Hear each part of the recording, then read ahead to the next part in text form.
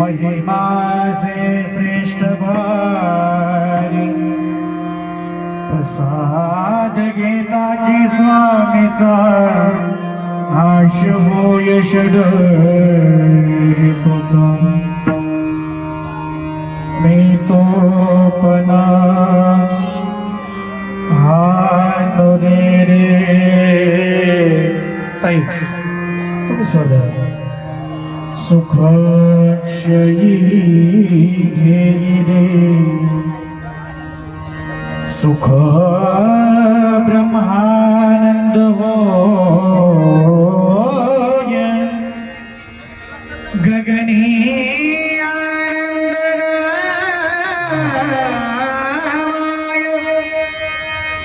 प्रसाद घेताचे स्वामीचा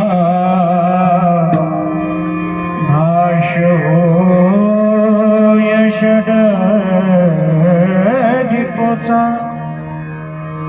लक्ष्मण म्हणे घ्या हो जन्म मृत्यू चुक प्रसाद घेताची स्वामीचा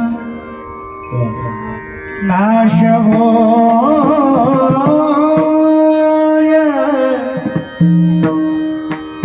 षडरिपुचा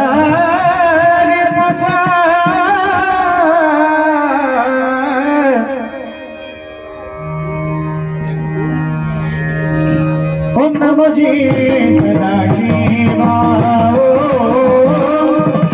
नमो जी सदाशिवा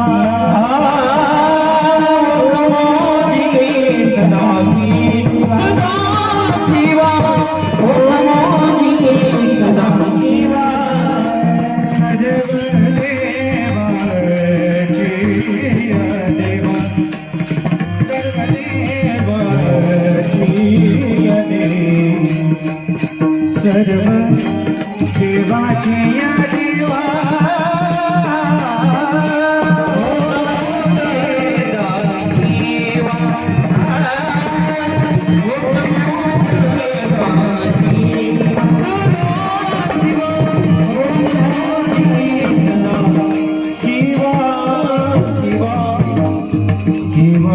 देवा मखवाजाचं जे गुलाबी वायर आहे त्याचा बेस झिरो करा गुलाबी वायर हा ते हा एकदम झिरो बेस आता ट्रिपल द्या फुल त्याला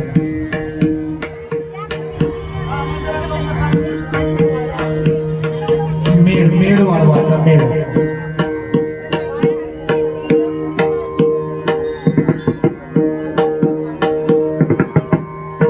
गेट द्या थोडं गेट ओम नमो जय सदाशिवा सर्व देवाची देवा श्री गणेशाय नमः श्री गुरुभ्यो नमः जय जया जय सदाशिवा परब्रह्मद्वयानंद वैभव नमो तुझ देवादिदेव परमेश्वरा जगद्गुरु आता नमो शक्ती जी जगन्माता पार्वती अग्निजना उत्तम गती जयची लगे वेदा परशुवा परिमाणे नवे तुझा महिमा साकार होनी आवा पूर्वीसी हेतु इच्छित श्री सद्गुरु कृपे करुण आधी नमो शिवगड जे कावर सर्व होणा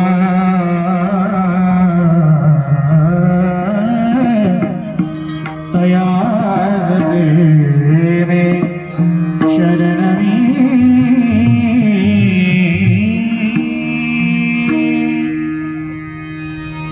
गुरु प्रसादाची थोडी महिमा से श्रेष्ठ भारी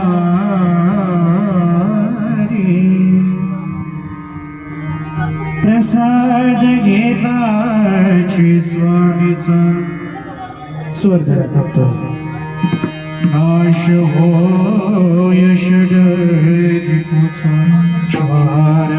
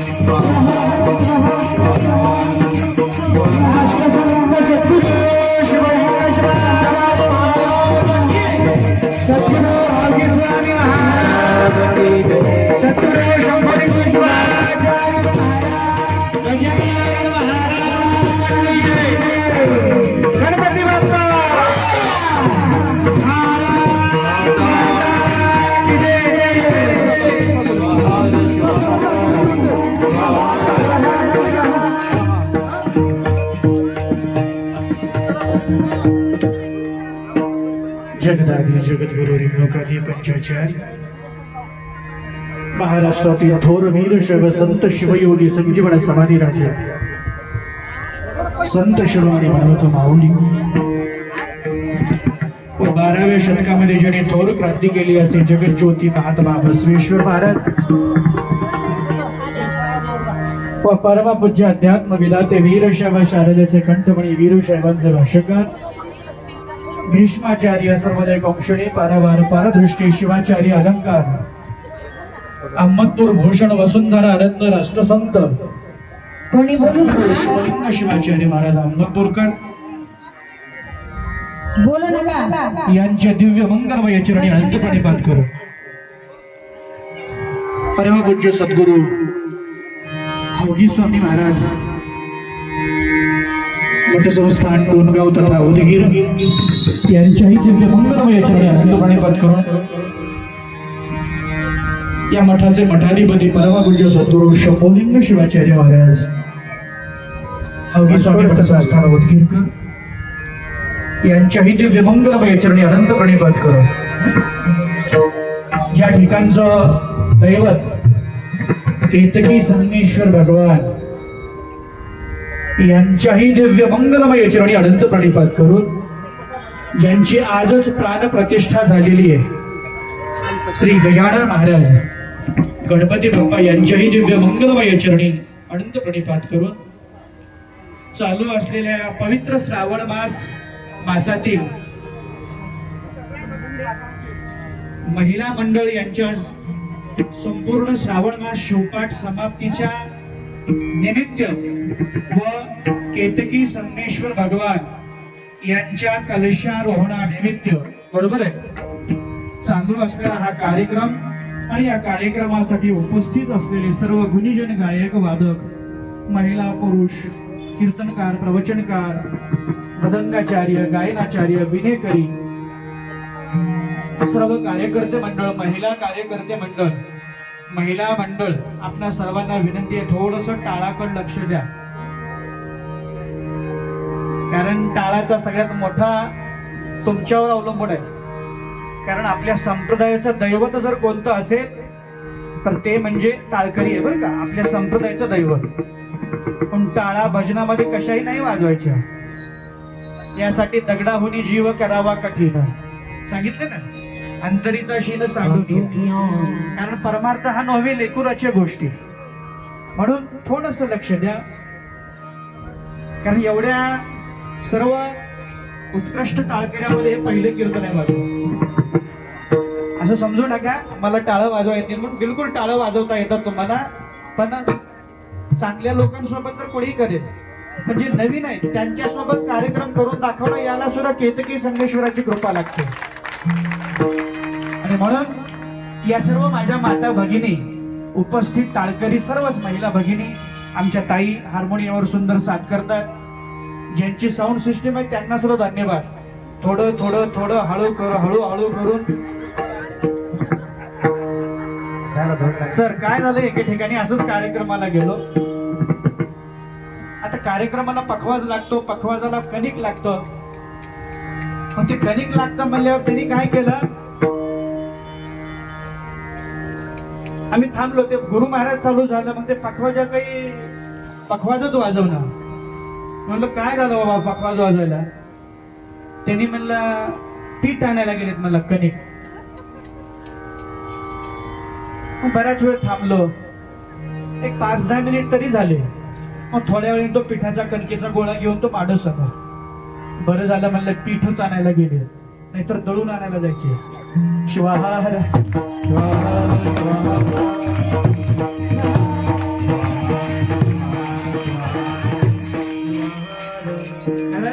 सगळ्यात कार्यक्रमाचं मुख्य स्वरूप जर कशावर असतं तर स्पीकरवर असतं, साऊंड सिस्टीमवर. बरं का, या कार्यक्रमाचा आत्मा म्हणजे साऊंड सिस्टीम. कारण मी काय बोलतोय, आपण काय गातोय हे जर आपल्याला कळत नसेल उपयोग नाही. आपण काय गातोय, आपण चुकीचं तर गात नाही, आपण चुकीचं तर बोलत नाही, हे आपल्याला कळायला पाहिजे. आणि म्हणून मी नेहमी म्हणत असतो, मला जेवायला नाही दिलं तरी चालेल, एक वेळेस सुद्धा नाही जेवायला दिलं तरी चालेल, पण साऊंड सिस्टीम तेवढी चांगली ठेवत जा असं म्हणत असतो.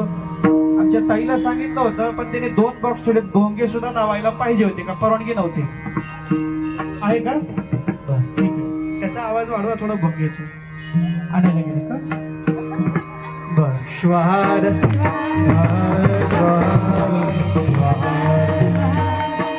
आणि विशेष म्हणजे केतकी संगमेश्वर भगवंताच्या सुरुवाती पहिला जो कार्यक्रम होता, त्याही कार्यक्रमाला केतकी संगमेश्वरानं माझ्या सेवेची निवड केली होती, माझी निवड केली होती.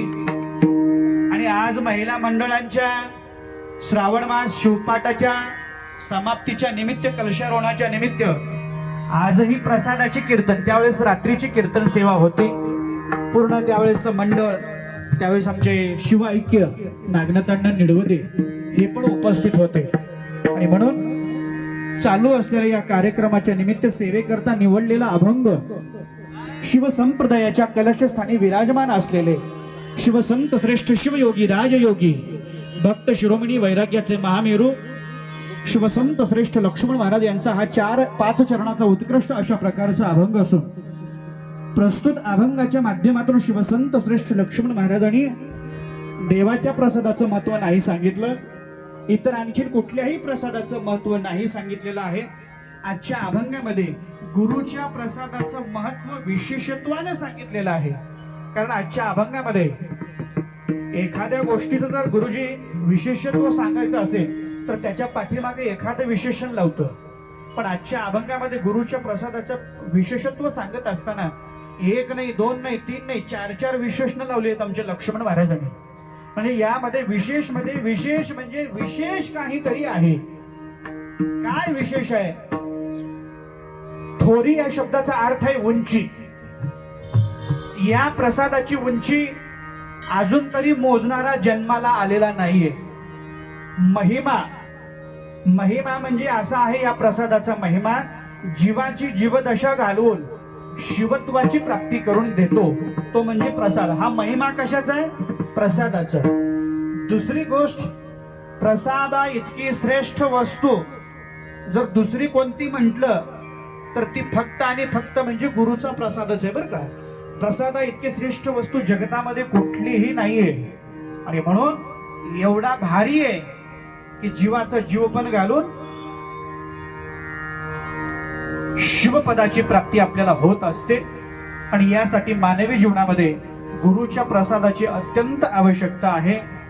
म्हणून शिवसंत श्रेष्ठ लक्ष्मण महाराजांनी गुरुच्या प्रसादाचं महत्व विशेषत्वानं प्रतिपादन केलेलं आहे व बाकी संपूर्ण त्याचा परिणाम सांगितलेला आहे. तो जीवनामध्ये प्राप्त झाल्याच्या नंतर त्याचा परिणाम काय होतो? शिवाहर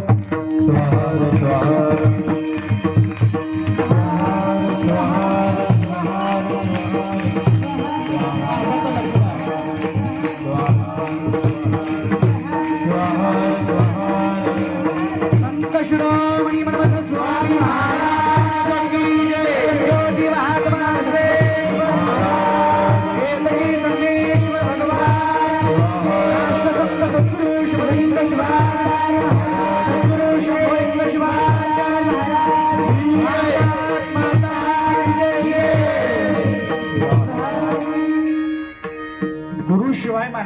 जीवन हे गुरासारखं आहे, म्हणजे जनावरासारखं जीवन आहे. म्हणून ज्याच्या जीवनात गुरु नाही त्याला माऊली परमरस्त्याच्या भाषेमध्ये निगुरा म्हणतात, ज्याच्या जीवनात गुरु नाही.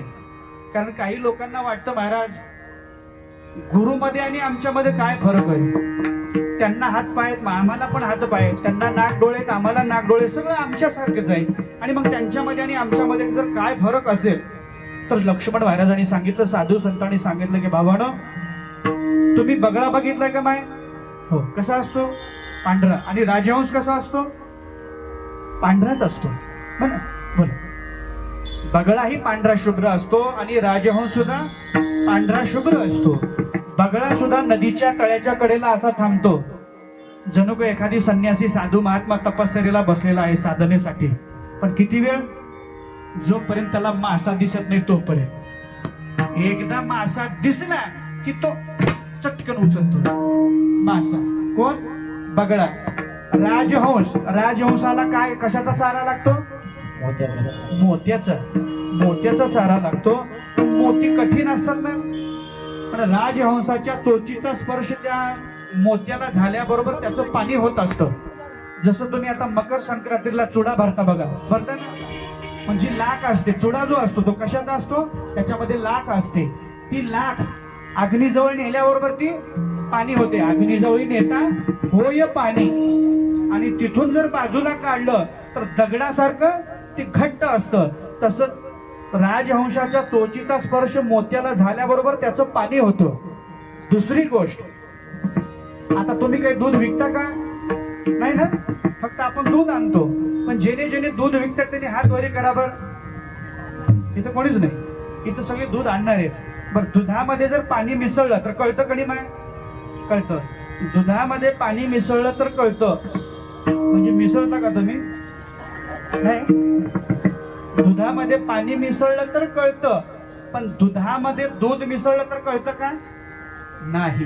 दुधामध्ये पाणी मिसळलं तर कळतं, दुधामध्ये दूध मिसळलं तर जसं कळत नाही, तसं जीवशिव ऐक्य साधण्याचं जे ज्ञान आहे त्याचं सामर्थ्य जर कशामध्ये असेल तर गुरु कृपेमध्ये आहे, गुरुच्या प्रसादामध्ये आहे. मानवी जीवनाचा संबंध कल्याण जर कशात असेल तर गुरुच्या प्रसादामध्ये. म्हणून जीवनामध्ये देव नाही भेटला तरी चालेल, पण सद्गुरु भेटावा. कारण देव भेटून उपयोग नाही, देव कळला पाहिजे. आणि देव कळण्यासाठी जीवनामध्ये सद्गुरूची भेट अत्यंत महत्वाची आहे. आणि याचं उदाहरण आपल्याला सर्वांना शोध असलेलं. कारण ज्याच्या जीवनात गुरु नाही त्याचं जीवन गुरासारखं आहे. जो वाल्या कोळी त्याच्या जीवनात गुरुचा संबंध आला नाहीये, आणि मग त्याच्या जीवनामध्ये वाल्याचा वाल्मिक ऋषी झाला. हे कशामुळं? तर सद्गुरुनाथाच्या प्रसादामुळं, कृपेमुळं. म्हणून वाल्या कोळ्याच्या जीवनामध्ये सद्गुरुनाथाची भेट झाली, म्हणून तो वाल्याचा वाल्मिक ऋषी झाला. आणि त्याच वाल्याच्या जीवनामध्ये जर रामाची भेट झाली असती तर वाल्याचा वध झाला असता. शिवहार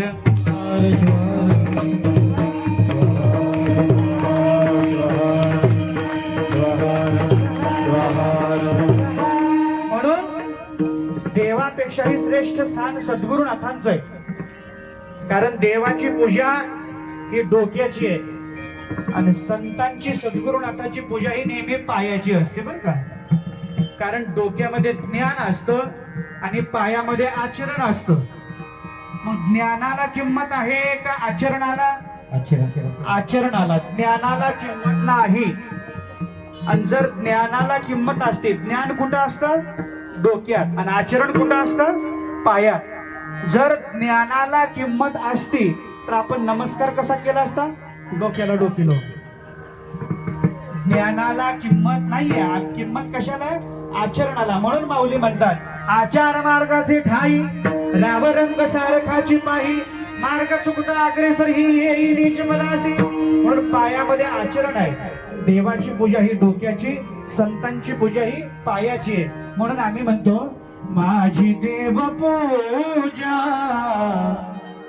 पाय तुझे गुरु, माझी देव पूजा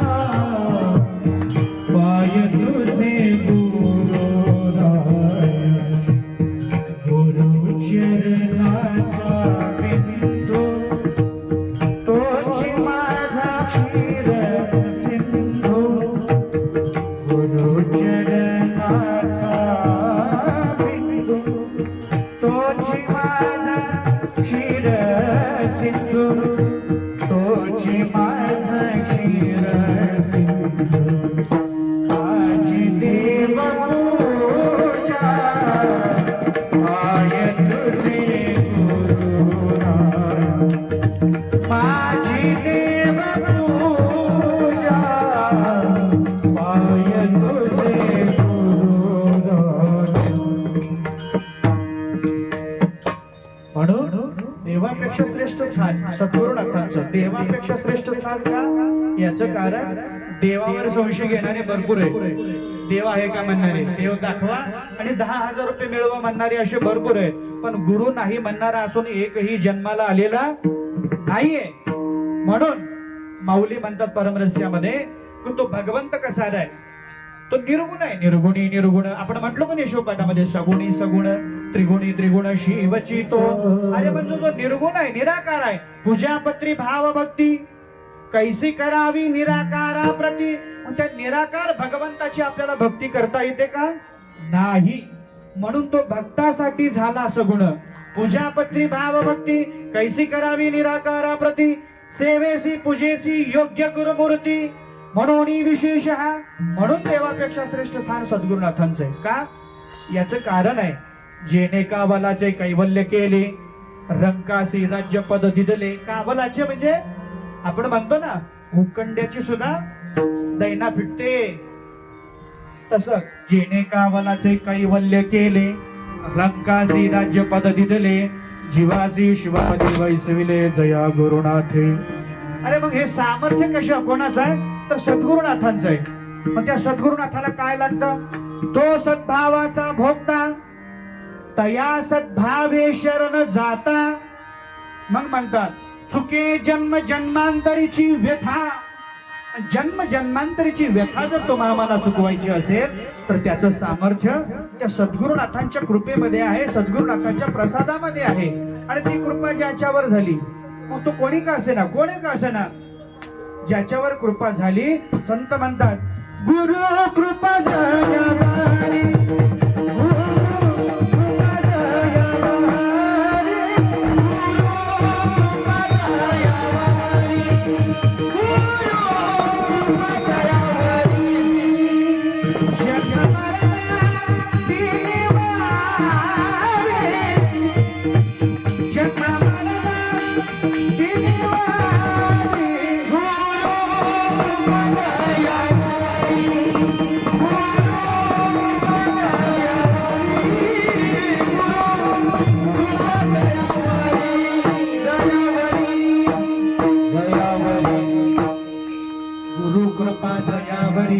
ज्यांच्यावर गुरु कृपा झाली ते स्वामी विवेकानंद झाले. ज्यांच्यावर कृपा झाली ते शुभसंत श्रेष्ठ लक्ष्मण महाराज झाले. ज्यांच्यावर कृपा झाली ते शिवयोगी ज्ञानेश्वर माऊली झाले. ज्यांच्यावर कृपा झाली ते मन्मथ माऊली झाले. मन्मथ माऊलींचं नाव पाळण्यात ठेवलेलं शिवराज, आणि जे मिळवलेलं नाव आहे ते कोणतं? मन्मथ. निज ज्ञानात उन्मत होतो तो मन्मथ. आणि मग तो मन्मथ, त्या मन्मथानं काय केलं? गुरु कृपेच्या बळावर सगळ्यात मोठं बळ जर कोणतं बळ असेल तर कोणतं बळ? गुरु बळ. आणि माणसाला सुद्धा जर गुरु बळ असेल माणसाच्या राशीला, तर त्याच्या जीवनातलं एकही कार्य अयशस्वी होऊ शकत नाही बरं का, गुरु बळ असेल तर. ठीक आहे. आणि दुसरी गोष्ट, सर्वात मोठं बल जर कोणतं असेल सर्वात मोठं, तर आपलं आत्मबल. आणि आत्मबल आपलं प्रगल्भ राहण्यासाठी गुरुचं बल हे अत्यंत महत्वाचं आहे. आणि ज्यांच्या पाठीमाग गुरु आहे, बांध कमर क्यों डरता है, देख प्रभु आगे क्या करता है. कार्य करताना भ्यायचं नाही कुठलंही. आणि हे तर तुम्ही सत्कार्य करताय.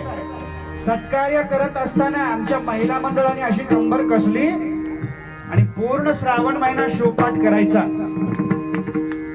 बरोबर आहे.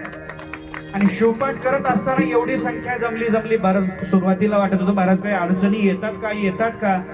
त्याचं नावच आहे केतकी संगमेश्वर. भगवान शिवाला केतकीचं फूल केव्हा वाहतात, आणि जरी वाहण्यात आलं तर ते कधी वाहिलं जातं माहितीये का? भगवान शिवपुराणामध्ये सांगितलेलं जे आहे, भगवान विष्णू आणि ब्रह्मदेवामध्ये स्पर्धा लागली की दोघांमध्ये श्रेष्ठ कोण आहे. मग ब्रह्मदेवाला लिंगाचा त्याचा शेवट बघून या म्हणून सांगितलं आणि भगवान विष्णूला त्याचा तळ बघून या, शेवट कुठे आहे, आणि त्या वरच्या लिंगाचा शेवट ब्रह्मदेवाला पाठवलं. दोघंही गेले. शेकडो वर्ष गेली, शेकडो नाही हजारो वर्ष गेली. त्या लिंगाचा काही अंत लागेच ना, कारण जो लिंग आहे, लिंग वे बोलविल्या वेदो बोले, लिंग चालविल्या सूर्य चाले, लिंग हलविल्या वायू हाले, सत्ता मात्र लिंगाची. दोघंही गेले. भगवान विष्णूला वाटलं आपण कितीही वर्ष जरी फिरलो असं तर वेळ लागणार नाही, कारण 12:09 झाले. लवकरात लवकर आणतो तुम्हाला जवळ.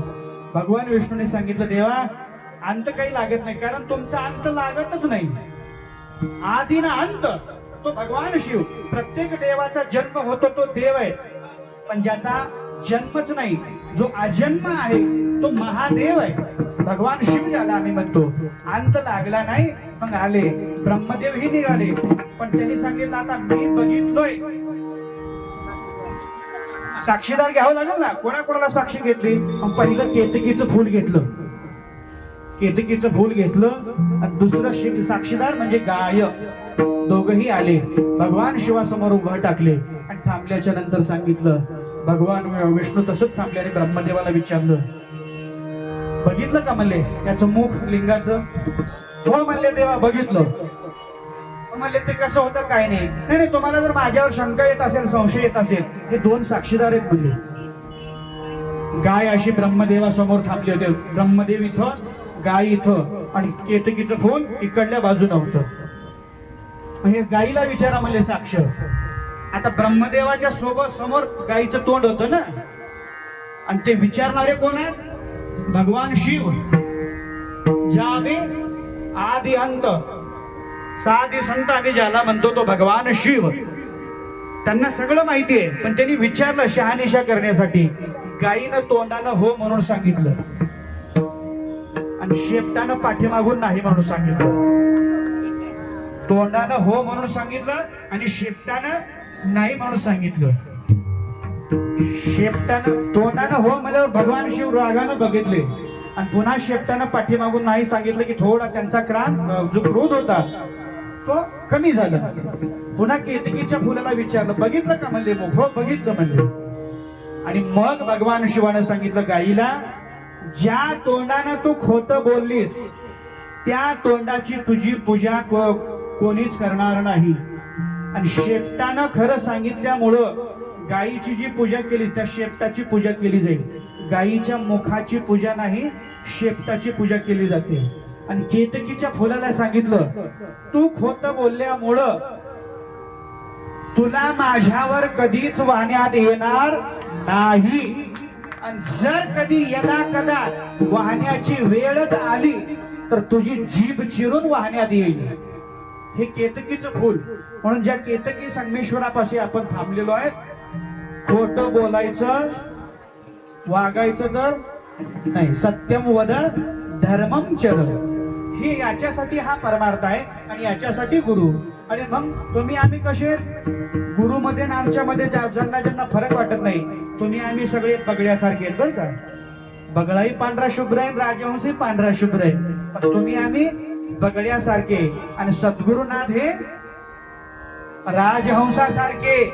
म्हणून माऊली म्हणतात, त्याची जर कृपा झाली, जेने गावलाचे कैवल्य केले, रंकासी राज्यपद दिले, जीवासी शिवपदी बैसवले, जया गुरुनाथे. म्हणून देवापेक्षा श्रेष्ठ स्थान सद्गुरुनाथांचं आहे. आम्ही म्हणतो गुरु थोर म्हणावा का देव थोर म्हणावा, आधी नमस्कार कोणासी करावा, मला भासतो सद्गुरु थोर वाटे, तयाच्या प्रसादे शिवसांब भेटे. ज्याच्या प्रसादाचं सामर्थ्य एवढं आहे. आणि मग ते प्रसाद लक्ष्मण महाराजांच्या जीवनामध्ये प्राप्त झालं बर का. गुरु म्हणले प्रत्येक संप्रदायामध्ये गुरु असतो. अनेक संप्रदायामध्ये देवाला महत्व आहे, पण आमच्या या भजनामध्ये ही जी परंपरा आहे, आमची परंपरा कोणती आहे? ही देव परंपरा नाही, ही गुरु परंपरा आहे. म्हणून आमच्या भजनाची सुरुवात सुद्धा जय जय गुरु महाराज गुरु जय जय. भजनाची सुरुवात. आता मध्यंतरी काय चालू आहे? आता आपलं शेवट आहे म्हणून आपण हे मध्यंतरी चालू आहे का? गुरु प्रसादाची थोरी हे मध्यंतरी. आणि शेवटी काय आहे? गुरुराज माऊली, गुरुराज माऊली. आधी मधी आणि अंती जर कोण असेल तर गुरु आहे. गुरु या शब्दाचा अर्थ आहे विज्ञानाच्या दृष्टिकोनातून ज्याच्यापेक्षा मोठा कोणीच नाही. जगामध्ये सगळ्यांपेक्षा मोठं होता येतं, देवापेक्षा सुद्धा मोठं होता येतं, पण गुरुपेक्षा मोठं होता येत नाही. आध्यात्मिक जीवनामध्ये आणि प्रापंचिक जीवनामध्ये सर्वांपेक्षा मोठं होता येतं, पण बापापेक्षा मोठं होता येतं का? नाही. म्हणून हे सामर्थ्य ज्यांना मोठं झालेलं आवडतं ते जर कोणामध्ये आहे तर सद्गुरूला. आता तुमची प्रगती जर झाली असं शेजाऱ्या पाजाऱ्याला चांगलं वाटतंय का? मी एका गावाला कीर्तनाला गेलो आणि गेल्याच्या नंतर त्या गावातला एक शेजारी होता आणि तो पेढे वाटू लागला आप्पा. आणि त्याला म्हणलं मी पेढे का वाटतोस रे? अहो म्हणलं आमच्या शेजाऱ्याला लॉटरी लागली. म्हणला किती? 5 लाखाची. 5 लाख रुपयाची लॉटरी लागली आहे. आणि म्हणून अरे बापरे मला एवढाच म्हणले गाव दिसलं म्हणला की जे शेजारी म्हणले शेजाऱ्याला लॉटरी लागल्यामुळे पेढे वाटतोय. वा वा, तुमच्यासारखा शेजारी प्रत्येकाला भेटावं म्हणलं. त्यांनी म्हणलं महाराज त्याला 5 लाखाची लॉटरी लागली आहे म्हणून मी पेढे वाटत नाही, त्याचं लॉटरीचं तिकीटच हरपले मला म्हणून पेढे वाटत. हे असे शेजारी भरपूर आहे. चांगल्या माणसाला विरोधक आणि चांगल्या रस्त्याला गतिरोधक हे असतात. म्हणून असे शेजारी नाही. दुसऱ्याची प्रगती ज्यांना आवडते तो संत असतो, तो संत विचाराचा असतो. म्हणून दुसऱ्याची प्रगती एक लक्षात घ्या, भांडणं केल्यावरच शत्रू निर्माण होतात असं नाही बरं का. आपली प्रगती होऊ लागली की आपल्या आजूबाजूला ऑटोमॅटिक शत्रू थांबतात. म्हणून दुसऱ्याची प्रगती ज्यांना आवडते ते संत विचाराचे असतात, नवे नवे ते संतच असतात. आणि म्हणून ज्यांना दुसऱ्याची प्रगती आवडते ते संत. लक्ष्मण महाराज धोतरजोड्याच्या आष्टीचे असणारे साखरखेर्डा मठामध्ये गेले आणि तात्कालीन गुरु महाराजांचं दर्शन घेतलं. दर्शन घेतल्याबरोबर लक्ष्मण महाराजांना पाठीवून हात फिरवलं. लक्ष्मण महाराजांचं टोपण नाव आप्पा आणि हात फिरवून सांगितलं राहा म्हणले मठात. आता इथे सुद्धा आमचा कार्यक्रम एवढा सुंदर चालू आहे. हे एवढा सुंदर कार्यक्रम चालू असताना इथं जर सांगितलं एखाद्याला थोडा कार्यक्रम आहे कीर्तन आहे चटया टाकता का? ते नंतर मी दिसलो का चटई टाका म्हणायला? पट्टी काही कमी घेतलात माझ्याकडून? हा, पट्टी बी घेता बरोबर पण चटया जमत नाही. इथली सेवा मिळायला सुद्धा भाग्य लागतं बघा. आणि या केतकी संगमेश्वराची जशी जशी प्रगती होईल तसं तसं त्यांच्या भक्ताची सुद्धा तशीच प्रगती होईल. इथल्या मंदिराची जशी जशी प्रगती होईल त्यांच्या भक्ताची सुद्धा तशीच प्रगती होणार हे निश्चित. आणि मग लक्ष्मण महाराजाला सांगितलं सेवा काय घडेल ते करा. आता कुणाला टाळ वाजवता येत नाही, कुणाला चाल म्हणता येत नाही, कुणाला भजन येत नाही, कुणाला कीर्तन येत नाही, कुणाला पकवाज येत नाही. मग आम्हाला काहीच जमत नाही. मग काय करावं? इथलं झाडून काढणं सुद्धा सेवा आहे बरं का. इथलं झाडून काढणं सेवा आहे, मृदंगाला कणिक मळून आणून देणं सेवा आहे, टाळा आणून देणं सेवा आहे. मग लक्ष्मण महाराजाला वाटलं आता मला काहीच येत नाही, काय करावं? सेवा केली झाडून काढायची. अशी 4-2 दिवस नाही, एखादी महिना श्रावण महिना नाही, 4-2 वर्ष नाही, अशी 20 वर्ष सेवा केली. किती? काही काही भादर मंदिरात जातात, गुरु घरी जातात, फुकट मस्त खातात. आता प्रसादाची व्यवस्था आहे ना आपली, 2 टाइम खायचं, पंखा बघायचं, झोपी जायचं. इकडे भजन का होईना, शिवपाठ का होईना, कीर्तन का होईना, त्याच्याशी काही देणं घेणं नाही. मग लक्ष्मण महाराजांनी सेवा करायची म्हटले आणि झाडून काढले. 3 टाइम मोठ झाडायचे. अशी 20 वर्ष सेवा केली. आणि 12व्या वर्षी प्रसिद्ध महास्वामीजींचा साक्षात्कार झाला. 20 वर्षापूर्वी आले. महाराजांनी विचारलं इथं का आलो, का आणि आपण कोण? म्हणलं आपण विचारलं नाव कोण आहे. तर आम्हाला विचारलं आम्ही सांगितलं असतं मी आमका आमका आहे, मी टमका टमका आहे. जे नाव आहे ते आपलं नाव सांगितलं असतं. लक्ष्मण महाराजांना विचारलं आपण कोण? तर त्यांनी म्हटलं महाराज माझा मीच कोण नकळे माझी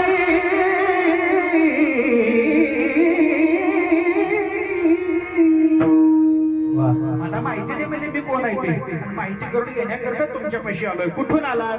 आम्ही म्हणलं असतं वडवळवरून आलो. कुठं जायचंय? उदगीरला जायचंय. लक्ष्मण महाराज म्हणतात महाराज मायापुरीहून आलो, उदासपुरीला आलोय. आता शिवपुरीला जायचंय, शिवपुरीची प्राप्ती करून घ्यायची आहे. मग सेवा करा. 20 वर्ष सेवा केली. 12व्या वर्षी साक्षात्कार झाला. आणि त्या साक्षात्काराचा परिणाम एक लक्षात घ्या. गुरुकृपा म्हणजे 3-4 मजली बिल्डिंग बांधणे नाही. गुरुकृपा म्हणजे 10-5 एकर रान घेणं म्हणजे नाही. 5-50 कोटीची प्रॉपर्टी म्हणजे गुरुकृपा नाही. आपली आत्मिक उन्नती होणं त्याला गुरुकृपा लागते. आणि लक्ष्मण महाराजावरती फलसिद्ध महास्वामीजींचा साक्षात्कार झाला. फलसिद्ध महास्वामीजी जी 1000 वर्षापूर्वीची संजीवन समाधी आहे. गुरुकृपेचा हात त्याने डोक्यावर हात ठेवला. देवी वपुसी गुरु कर स्पर्श होता करी अमर. लक्ष्मण महाराजांची स्पर्श झाल्याबरोबर वृत्तीच बदलली. आणि वृत्ती बदलल्याबरोबर 1 नाही 2 नाही 3 नाही असे 5509 अभंग निर्माण केले. वारकरी संप्रदायाच्या कलशस्थानी तुकाराम महाराज आहेत, ज्यांचे 4092 अभंग आहेत. आणि शिव संप्रदायाच्या कलशस्थानी लक्ष्मण महाराज, ज्यांचे 5509 हे उपलब्ध अभंग आहेत. आणि मग विचारलं गुरु महाराजांनी, एवढे अभंग, एवढं सामर्थ्य, अभंग ज्यासी नाही भंग, आलो मा रंग हृदया माझे, असं लक्ष्मण महाराजांना विचारल्याबरोबर आमच्या लक्ष्मण महाराजांना गुरु महाराजांनी विचारलं, हे कशाचं सामर्थ्य आहे?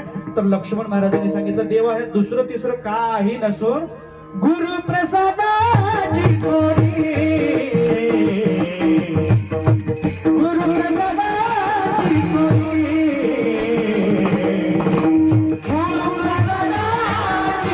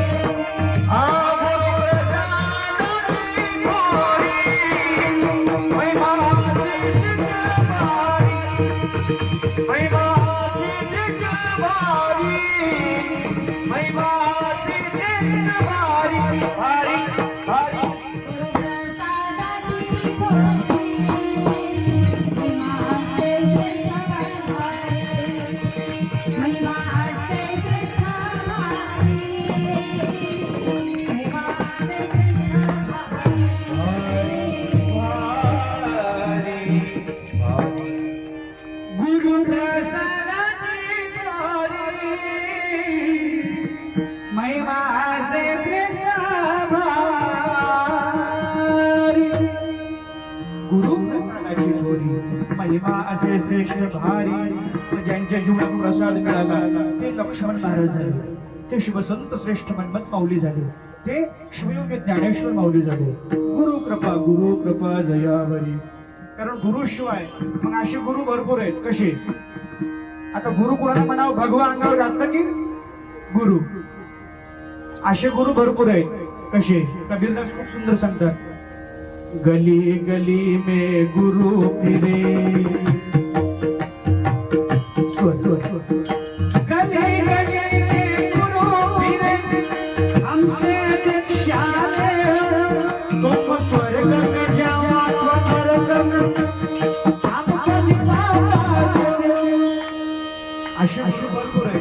गली गली में गुरु फिरे, बोले हमसे दीक्षा लो, तुम स्वर्ग में जाओ अथवा नरक में हमको लिपापा दो. गुरुला काही देणं घेणं नाही. तसं नाही महाराज. गुरुची व्याख्या केवलम ज्ञानमूर्ती. आणि मग त्यांचा प्रसाद कशाला म्हणावा? ज्याच्या सेवनानं भगवंताची प्राप्ती होते ती वस्तू म्हणजे प्रसाद. प्रसाद म्हणजे आनंद. प्रसाद असतो प्रसन्नता. माणसाच्या मनाची प्रसन्नता ज्याच्याने कायम टिकून राहते ती वस्तू म्हणजे प्रसाद. जैसे खावे अन्न वैसे होवे मन. माणसानं जर सोन्याच्या घरचं अन्न खाल्लं तर माणसं चोरीच करणार. माणसानं जर भांडणं करणाऱ्याच्या घरचं अन्न खाल्लं तर माणसं भांडणच करणार. आणि माणसानं जर एखाद्या सात्विक सद्भक्ताच्या घरचं अन्न घेतलं तर माणसामध्ये सात्विकच वृत्ती निर्माण होणार. कारण जैसे खावे अन्न वैसे होवे म्हणून.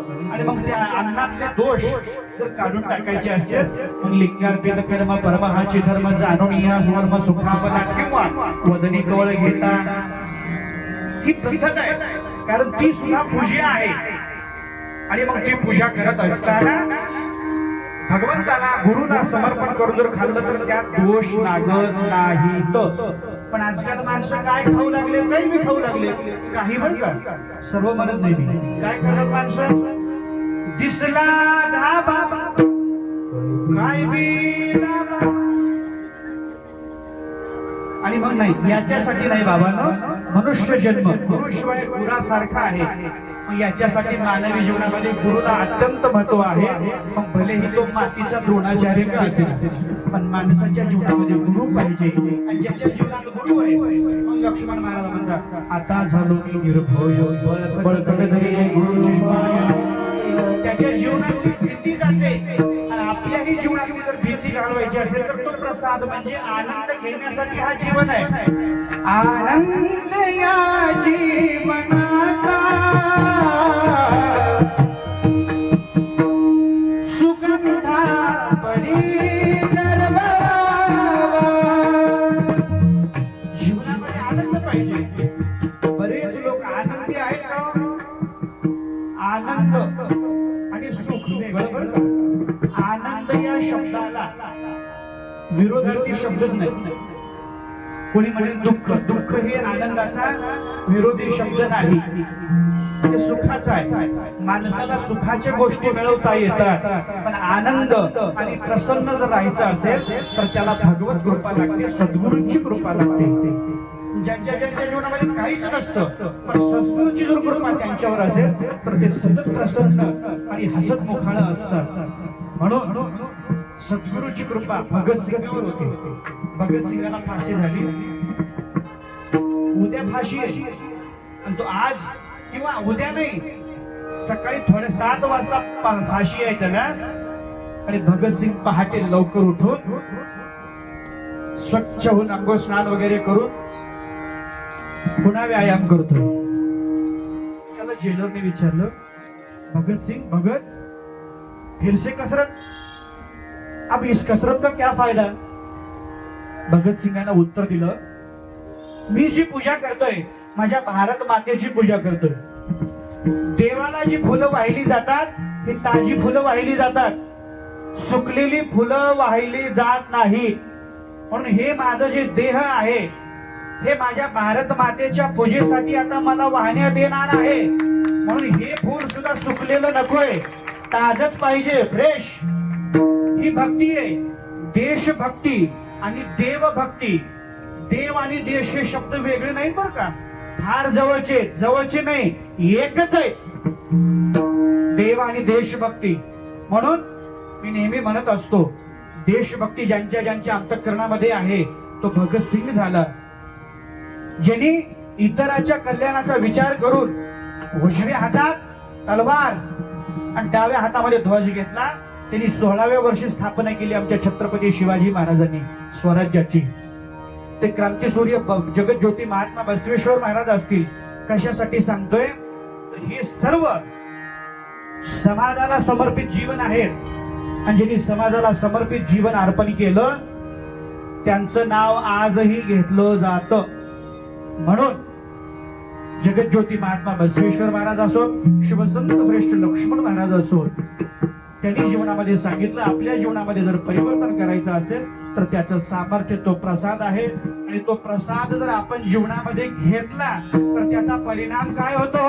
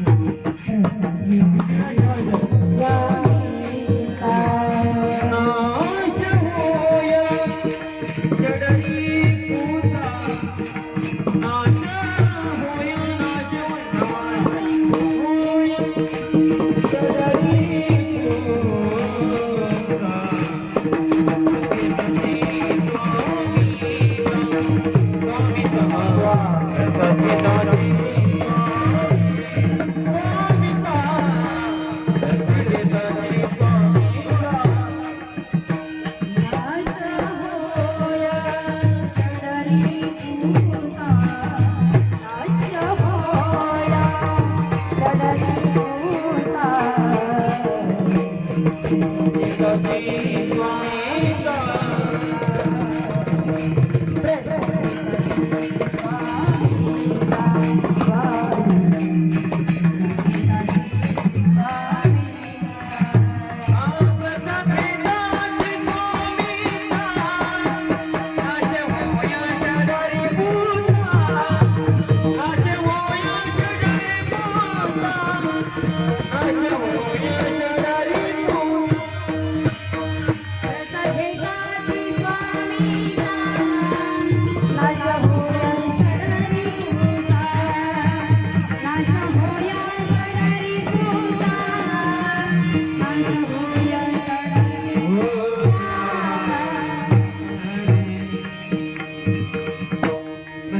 गीताची स्वामीचा आश होय षडवी.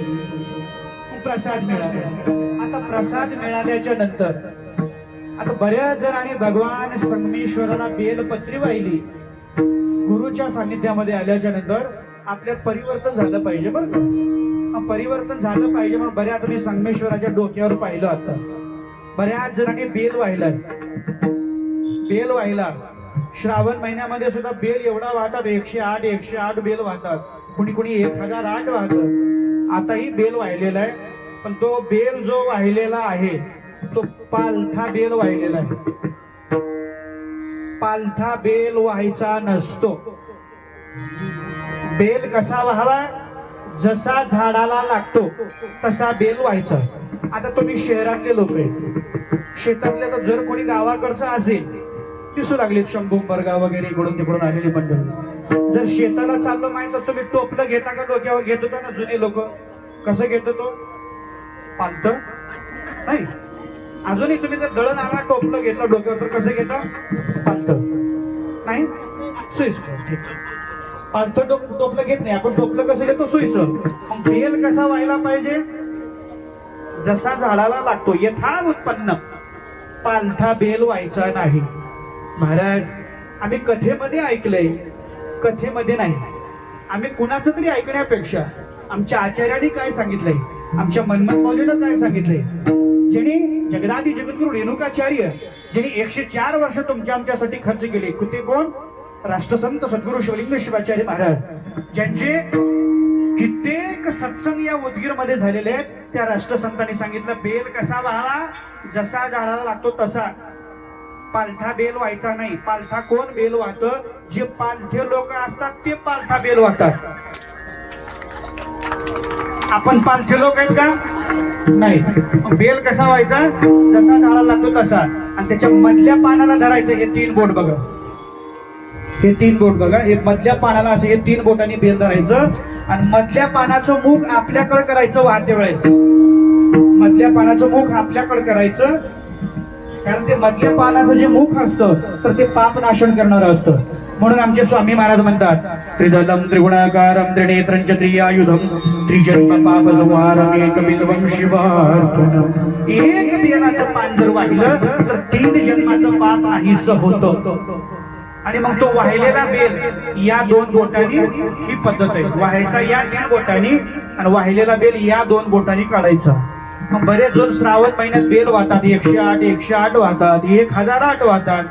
बेल व्हायचा म्हणलं महादेवाला, संगमेश्वराला, लिंगाला की असा बेल आणतात. घरातले 10-5 लोक तरी बेल वाहतात 108. बेल असा आणतात जणू काही जनावराच्या वैरणीचा भारा आणतात असा. तुम्ही तसा जर बेल आणला, बेलाच्या झाडाच्या फांद्या जर तोडून आणल्या तर तुम्हाला पुण्य तर नाहीच नाही, पापच लागेल. आचरता धर्म अधर्म तो होय. मग बेलाच्या फांद्या तोडून आणायच्या नाही. एक बेलाचं पान तोडून आणायचं. एक बेलाचं पान तोडून आणा. मग तुम्ही 108 वाहताल का? मग महाराज तेवढा वेळ कुणाकडे आहे? एकच बेलाचं पान वाहा तुम्ही दररोज. एकच बेलाचं पान वाहा दररोज. पण बिना बेलाशिवाय पूजा करायची नाही. कारण ज्या दिवशी तुमच्या पूजेला बेल नाही त्या दिवशी तुमची पूजा पूर्ण होत नाही. मग दररोज पूजेला बेलाचं पान पाहिजे. महाराज मग आणलं तर ते 3 दलाचं राहत नाही. एकदा आमच्याकडे मिळत नाही, आणून ठेवा. 3 दलाचं राहत नाही, 2 दलाचं वाह चालतंय. 8-15 दिवसाला ते 2 दलाचं बी राहत नाही, 1 दलाचं राहतं. 1 दलाचं वाह चालतंय.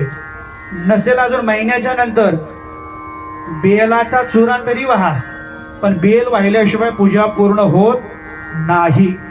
म्हणून पूजा करत असताना बेल अत्यंत महत्वाचे आहे. भगवान शिवाची पूजा करत असताना दुसरी गोष्ट, श्री शिवाय नमस्तुभ्यम हा एक मंत्र आता बरेच जण जपायले. हा मंत्र नाही बरं का, हा मंत्र नाही. मंत्र कशाला म्हणतात? मरणात त्रायती मंत्र. हा आमच्या सद्गुरुनाथानं जो आम्हाला मंत्र दिलेला आहे त्याच्यावर तुमचा विश्वास नाही का? ज्याच्या गुरुच्या वचना आम्ही उगा म्हणत नाही, तुझे वचनी अमृत आणि झालो मी हे गुरुच्या वचनावर विश्वास ठेवा, कुठलाही नाही.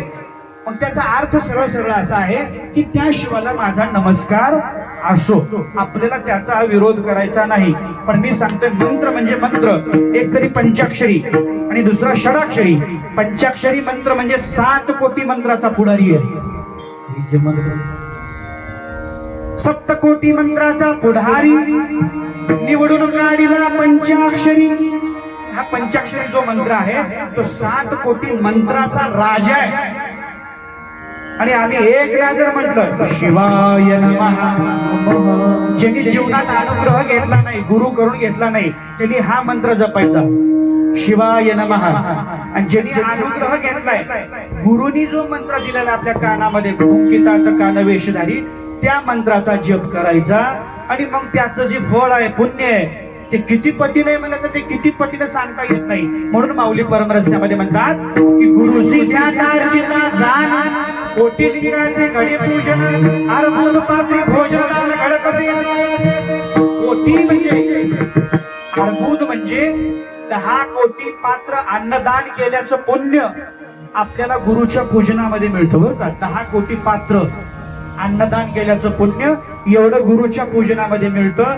आणि मग ती पूजा केली, तो गुरुचा प्रसाद आपल्याला मिळाला की काम, क्रोध, लोभ, मोह, दंभ आणि अहंकार आहे, हे जे 6 विकार आहे, या 6 विकारावर सहजतेने आपल्याला मात करता येते.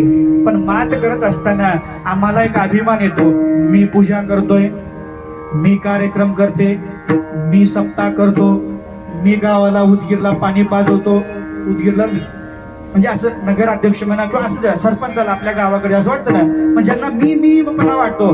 पण हा अहंकार नकोय. हा अहंकार बाजूला ठेवून आम्ही इथं यायचं आहे. अहंकार हा दुस्तर याचा पडू द्या, कारण अहंकार एकला अहंकार त्यागिता सर्व ही त्यागिने होय तत्वता, जीवी वृक्ष माळिता शाखा माळिती. किंवा संत म्हणतात अहंकाराचा वारा लागो राजस. अहंकार फार वाईट आहे. ज्याच्यामध्ये निर्माण होतो तो त्याला संपवण्यासाठी निर्माण होतो. पण त्या अहंकारापासून आपण दूर राहायचं. आणि ज्याच्यापाशी अहंकार आहे, भगवंत त्याच्यापाशी जात नाही. आणि ज्याच्या जीवनामध्ये प्रसाद मिळाला त्याचा दुसरा परिणाम सांगितला, सुख ब्रह्म सुखाची गिरी सुखाची गे रे, मी तू पण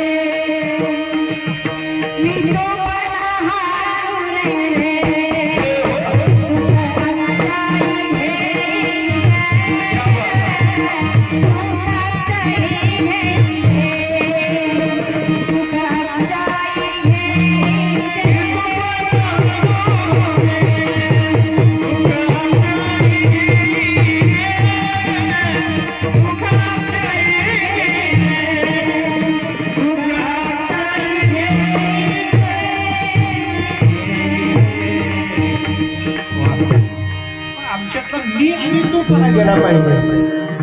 जोपर्यंत मी आणि तू पणा जात नाही तोपर्यंत खऱ्या सुखाची प्राप्ती आपल्याला होत नाही. बऱ्याच लोकांना वाटतं मी आहे म्हणून कार्यक्रम आहे. मी दुसऱ्याला मोठेपणा दिला कार्यक्रम व्हायला जोड जात नाही.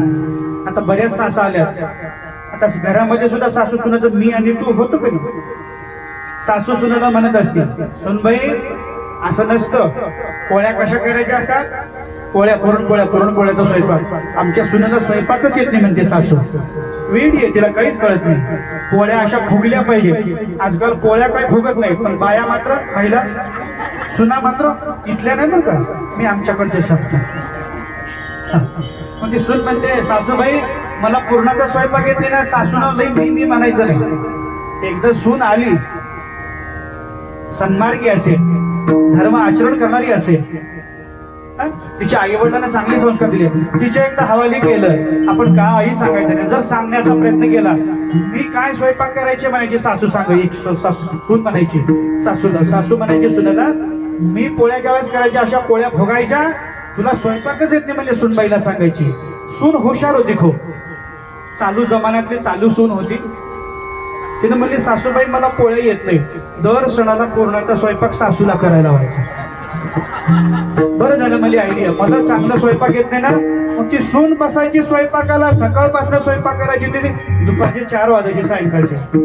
आणि मग कुरकुर करायची.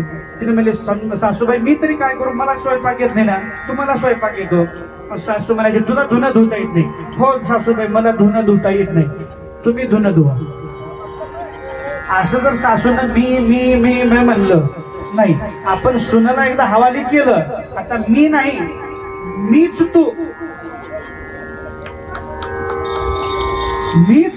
तू जर असा सुनेला मोठेपणा दिला म्हणून सुननं सुद्धा सासूला आदरानं आणि प्रेमानं नवे आपला तो देवच आहे असं सासू सासऱ्यांना समजून त्यांची सेवा करायची. कारण ज्या घरात सासू सासऱ्यांना देव समजून आई वडील समजून त्यांची सेवा केली जाते ते घर नसून ते मंदिर आहे. ते मंदिर नसून तो कैलास आहे. कारण ज्यानं आई वडिलाची सेवा केली सासू सासऱ्यांची ज्या सुनेनं सेवा केली त्या सुनेला कुठं मंदिरात जायची गरज नाही. कुठलं व्रत वैकल्य करायची गरज नाही. ज्या सुनेनं सासू सासऱ्याची सेवा केली त्या सुनेला भेटायला केतकी संगमेश्वर घरी जातो बरं का. कारण आई वडिलाची देवाची भक्ती करून आई वडील मिळवता येत नाही पण आई वडिलाची सेवा करून मात्र देव मिळवता येतो. सासू सासऱ्यांची सेवा करून मात्र देव मिळवता येतो. ते सामर्थ्य प्रसादामध्ये आहे. कारण मग तो भगवंत आहे त्याच्यातला देव आपल्याला ओळखता आला पाहिजे. सासू आणि सुनेमधलं सासूला सुनेतला आणि सुनेला सासूतला. ठीक आहे मी आणि तू दोघी सासा सुनातलं जर गेलं आणि त्या सासा सुना जर भजनामध्ये टाळ घेऊन थांबल्या कदाचित यदा कदा इकडून सून पुढे चाल म्हणते पाठीमाग सासू म्हणत असेल तर आम्ही लोक म्हणतो वा धन्यतयाचा संसार हो. त्यांच्या संसाराला धन्यता देतो जिथं सून आणि सासू एवढ्या प्रेमानं राहतात. तुम्ही माहेरून आता पंचमी गेली झाली माहेरून येताना रडता कधी सासऱ्याला जाताना रडत नाही रडता आता रडणे गेले. पूर्वी असं होतं सांगितलं त्यांचा अनुभव सांगायला. पूर्वी असं होतं पाहुणे जर पाठवायला गेलो आपण बस स्टँडला तर रडू यायचं. नांदायला जरी चालल्या मुली ते प्री वेडिंग काहीतरी चालू झाले ना आजकाल लग्नाच्या अगोदरच शूटिंग वगैरे तो एक सर्वात मोठा हलकटपणा आहे बरं. ती परवानगीच कोणी दिली त्याला अगोदर शोधून काढलं पाहिजे. चुकीची पद्धत आहे. आणि मग लग्नामध्ये सुद्धा आजकाल मुली रडत नाहीत कारण तो जो प्रेम आहे ती आपुलकी आहे. जे आई वडिलांनी आपल्याला एवढ्या कष्टानं सांभाळलं लहानाचं मोठं केलं त्या आई वडिलाचा सन्मान मुलांना आणि मुलींनी सांभाळला पाहिजे. ज्याच्यामुळं आपल्या आई वडिलाची मान समाजामध्ये खाली जाईल असं मुलींना आणि मुलांना कुठलंच कृत्य नाही केलं पाहिजे. याच्यासाठी हा परमार्थ आहे. केतकी संगमेश्वराचा कार्यक्रम म्हणजे दुसरं तिसरं काही नाही तर संस्कार. इथं संस्कार दिले जातात. शिक्षणासोबत संस्कार सुद्धा अत्यंत महत्वाचे आहेत. मग जिथं आणि मी आणि तू गेलं तिथं सुख अक्षयी घेई रे. सुख अक्षयी घेई रे.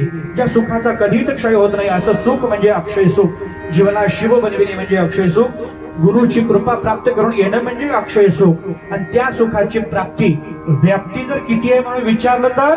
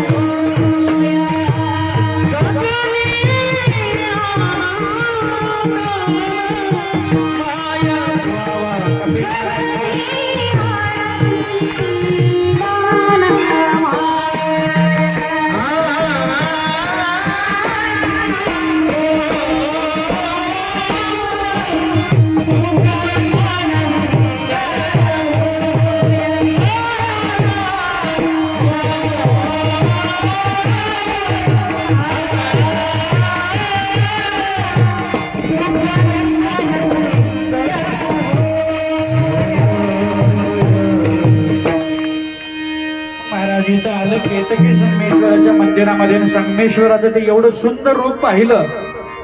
ती शिवपिंड पाहिली संगमेश्वराची की पाहिल्या बरोबर सुख ब्रह्मानंद होय आणि गगनी आनंद न माय असं जे पाहायला मिळतं ते इथं मंदिरामध्ये आल्याबरोबर. तेवढा महाकाय नंदी आहे. एवढं सुंदर ठिकाण आहे. हे आपल्या उदगीरचं केंद्रबिंदू असल्यासारखं आहे देगलूर रोड म्हणजे. आणि इथे एवढं सुंदर संगमेश्वराचं मंदिर एवढा संगम जो घडवून आणलेला आहे त्या संगमेश्वर भगवंतानं अनेक भक्ताने. इथं काही विशिष्ट समाजाचेच लोक पाहिजे का काही काही असं नाही. इथं सर्व समाजाचे संगमेश्वर जिथं अनेक जाती पंथांना मिळून केला जातो तो कार्यक्रम म्हणजे संगमेश्वर भगवंताचा उत्सव. सर्व जातीतले. इथं फक्त वाण्या जन्माचेच लोक नाही. जाती कुळ गोत्र न पाहे शंकर भक्ताचे बाहेर जाती म्हणजे इथं जात विचारून कार्यक्रम केला जात नाही. सर्व जाती धर्माचे लोक मिळून कार्यक्रम केला जातो तो संगमेश्वर भगवंताचा उत्सव सोहळा. वार्षिक उत्सव सोहळा आणि कलशारोहणाचा कार्यक्रम. माऊलीने सांगितलं की हा जो देश आहे अनेक जाती पंथांनी नटलेला आहे भारत देश म्हणजे. पण हिंदू मुस्लिम सिख ईसाई सब म्हणजे असा सब भाई भाई ठीक आहे. पण असा कार्यक्रम या ठिकाणी एवढा सुंदर केला जातो. इथं सगळे समाजाचे माणसे मराठा आहे नाहीतर कुठं कुठं गेले की वाण्याचा कार्यक्रम करून मराठा लोक येत नाही. मराठाचा कार्यक्रम म्हणून वाणी लोक नाही. पण इथं सर्व जाती पंथाचे मिळून कार्यक्रम केला जातो तो कार्यक्रम. काही जण म्हण बऱ्याच ठिकाणी महाराज आज जमत नाही असं. अरे जमल्यावर सगळं जमतं. महात्मा बसवण्णांनी 12व्या शतकात सर्वांना एकत्रित केलं. अनुभव मंडपामध्ये सर्वांना एकत्रित केलं की असं म्हणू नका हे वाण्याचा हे जन्माचा महाराचा तेल्याचा डोराचा असं नाही म्हणायचं. हा कोणाचा ऐसेची न म्हणावे.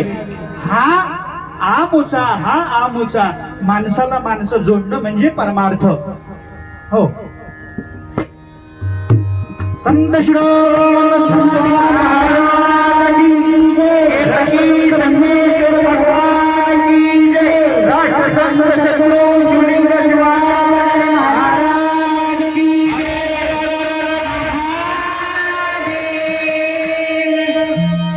आणि मग आता कलश आपला कळस बसतोय आपल्या केतकी संगमेश्वराचा बरं का. शंकरा हरा जय शिव शंकरा हरा शंकर हरा जय शिव शंकर